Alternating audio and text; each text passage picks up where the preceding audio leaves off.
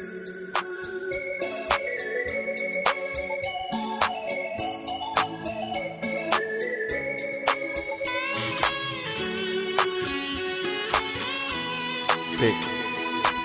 Remix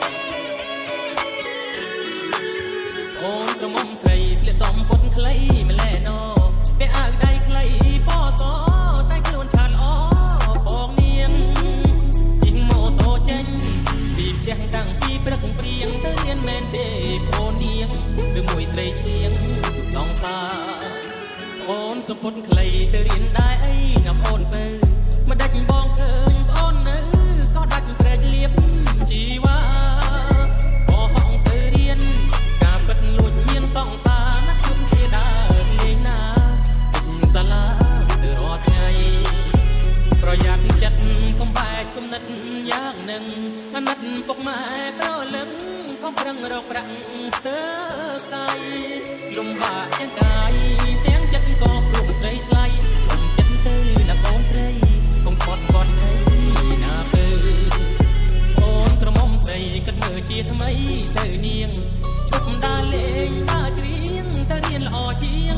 កុំនៅជិះម៉ូតូដុកអបគ្នាតាមដងផ្លូវបងលែងមើលសៀវភៅឲ្យពុកម៉ែទៅខ្មាស់គេ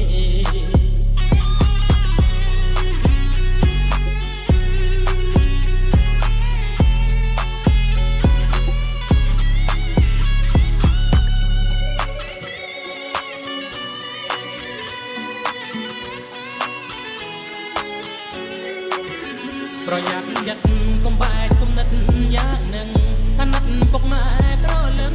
ខំប្រឹងរកប្រាក់ស្ទើខ្សែលំបាកទាំងកាយទាំងចិត្តក៏ព្រមស្រីថ្លៃសុំចិត្តទៅណាបងស្រីកុំគាត់គាត់អីណាពើអូនក្រមុំស្រីគិតមើលជាថ្មីទៅនាងឈប់ដើរលេងដើរច្រៀងទៅរៀនល្អជាងកុំនៅជិះម៉ូតូដុកអោបគ្នាតាមដងផ្លូវបងលែងមើលសៀវភៅឲ្យពុកម៉ែទៅខ្មាស់គេ